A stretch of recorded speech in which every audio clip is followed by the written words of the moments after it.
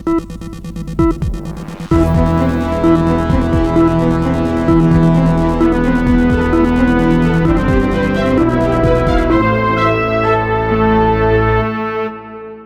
संसद में वित्त मंत्री निर्मला सीतारमण ने 1 फरवरी 2026 को देश का केंद्रीय बजट 2026-27 पेश किया। इस बजट में सिर्फ सरकारी खर्च और नीतियों का ही नहीं, बल्कि रोजमर्रा की चीजों की कीमतों तथा उपभोक्ता खर्च पर भी असर डालने वाले फैसलों पर विशेष ध्यान दिया गया है। ऐसे में आम आदमी के लिए जानना महत्वपूर्ण है कि बजट के बाद कौन सी चीजें सस्ती होंगी और कौन सी चीजें महंगी होंगी, यानी बजट का सीधा असर हमारी जेब पर क्या पड़ेगा।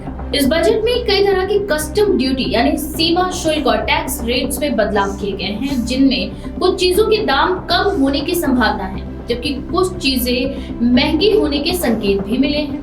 इन बदलावों का उद्देश्य न सिर्फ उपभोक्ता को राहत देना है, बल्कि घरेलू उत्पादन को बढ़ावा देना और आयात पर निर्भरता कम करना भी है। सबसे पहले उन वस्तुओं के बारे में बात करते हैं जिनकी कीमतें अपेक्षित रूप से कम होंगी या जिन्हें सस्ता होने के संकेत दिए गए हैं। सबसे बड़ा बदलाव कस्टम ड्यूटी में कटौती है, खासकर उन वस्तुओं और सेवाओं पर जिनका उपयोग रोजमर्रा की जिंदगी में या स्वास्थ्य के लिए महत्वपूर्ण है। सबसे अहम राहत स्वास्थ्य के क्षेत्र में दी गई है। बजट में कैंसर की 17 दवाओं और 7 और दुर्लभ बीमारियों में आने वाली दवाइयों पर मूल सीमा शुल्क यानी बेसिक कस्टम ड्यूटी पूरी तरह से हटा दिया गया है। इससे इन दवाइयों की आयात लागत घटेगी और इलाज की कीमतों पर सकारात्मक असर भी पड़ेगा। साथ ही साथ कैंसर तथा अन्य गंभीर रोगों के इलाज की लागत को कम करने में मदद मिलने की उम्मीद है। स्वास्थ्य के अलावा घरेलू उपयोग की चीजों जैसे कि माइक्रोवेव ओवन के कुछ घटकों पर कस्टम ड्यूटी हटाने का फैसला लिया गया है। इससे ओवन जैसा घरेलू इलेक्ट्रॉनिक उपकरण ग्राहकों के लिए सस्ता उपलब्ध हो सकता है। इसी तरह सोलर पैनल और इलेक्ट्रिक वाहन बैटरियां जैसे ऊर्जा सामान और आईटी उपकरणों पर भी ड्यूटी में व्यापक छूट दी गई है, जिससे उनका निर्माण अधिक किफायती हो सकेगा और अंततः उपभोक्ता के लिए उनकी कीमतें घट सकती हैं। आयात के मामलों में भी सरकार ने राहत दी है। जो वस्तुएं व्यक्तिगत उपयोग के लिए विदेश से मंगवाई जाती थी, जैसे कि कुछ इलेक्ट्रॉनिक सामान, उन पर पहले 20% कस्टम ड्यूटी लगती थी, पर अब इसे 10% तक घटा दिया गया है। इसमें विदेश से मंगाए जाने वाले सामानों जैसे मोबाइल, टैबलेट्स या अन्य उपयोगी वस्तुओं की लागत कम होने की संभावना है। विदेश यात्रा और शिक्षा जैसे खर्चों पर भी सरकार ने राहत दी है। विदेश पर्यटन पैकेज पर TCS यानी टैक्स कलेक्टेड एट सोर्स की दर को कम करके 2% तक दिया गया है, जबकि इससे पहले ये 5% या इससे भी अधिक था। इसी तरह विदेश शिक्षा हेतु TDS tax deducted at source में भी कटौती की गई है, जिससे विदेश अध्ययन और इलाज के खर्च को कुछ हद तक सस्ता किया जा सके। बजट में खेल उद्योग और संबंधित उपकरणों को सस्ता बनाने के प्रयास भी दिखे हैं। खेलो इंडिया मिशन जैसे कार्यक्रमों के तहत खेल उपकरणों को सस्ता बनाने की दिशा में प्रयास किए गए हैं, जिससे खेल संबंधी वस्तुओं पर खर्च में कमी आ सकती है और युवाओं के लिए खेल गतिविधियों को सस्ते में सुलभ कराया जा सके। इन बदलावों से ये स्पष्ट होता है कि सरकार ने बजट के माध्यम से स्वास्थ्य, घरेलू उपयोग, ऊर्जा संपन्न वस्तुएं और व्यक्तिगत खर्चों पर कुछ राहत देने की कोशिश की है।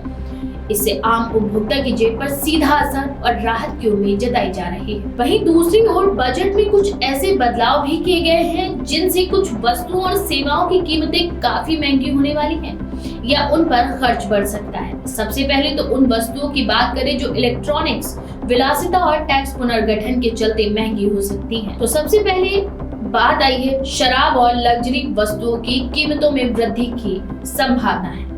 बजट में शराब पर टैक्स कलेक्टेड एट सोर्स यानी TCS की दर को बढ़ा दिया गया है, जिससे आयातित शराब आदि महंगी हो सकती है।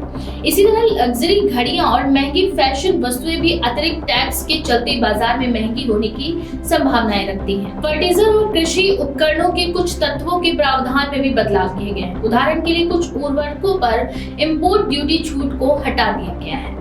जिससे उर्वरक की कीमतों में बढ़ोतरी आ सकती है। इससे खेती और कृषि उपकरणों से जुड़े उत्पादों की लागत प्रभावित हो सकती है। कॉफी रोस्टिंग, ब्रूइंग और वेंडिंग मशीनों पर पहले जो कस्टम ड्यूटी की छूट थी, उसे सरकार ने हटा दिया है। इसका सीधा असर ये है कि कॉफी मशीन और संबंधित उपकरणों की कीमतों में बढ़ोतरी हो सकती है, जिससे व्यवसायों और कैफे जगत में खर्च बढ़ सकता है।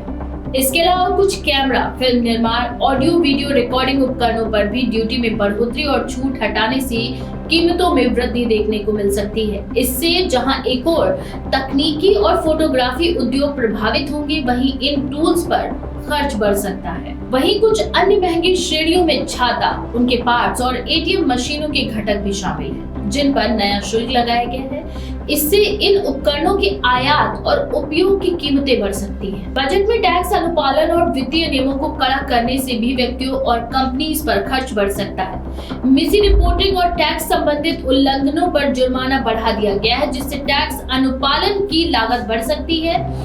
इसी तरह स्टॉक मार्केट ट्रेडिंग में भी, खासकर फ्यूचर्स और ऑप्शंस ट्रेडिंग पर एसटीटी यानी सिक्योरिटीज ट्रांजैक्शन टैक्स बढ़ा दिया गया है, जिससे बाजार संबंधित ट्रांजैक्शंस की लागत बढ़ सकती है। इन सभी बदलावों को ध्यान में रखते हुए ये कहा जा सकता है कि बजट 2026-27 एक समग्र आर्थिक योजना है, जिसमें सरकार ने उपभोक्ता राहत, घरेलू उत्पादन, स्वनिर्माण और टैक्स नीति सुधार जैसे पहलुओं का संतुलन बनाने की कोशिश की है।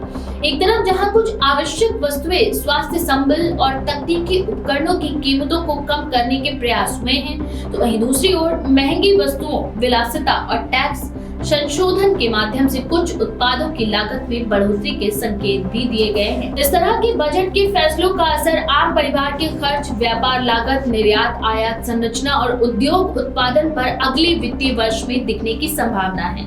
इसका प्रभाव धीरे धीरे महसूस होना शुरू होगा, लेकिन आज से तैयारी करने वाले उपभोक्ता और उद्योग दोनों अपने बजटीय निर्णयों को लेकर बेहतर तरीके से संचालित कर सकते हैं। तो संसद के इस नए बजट के बारे में आपका क्या विचार है? अपनी राय कमेंट में जरूर लिखें। ऐसी और भी खबरों के लिए देखते रहें द पेज 19।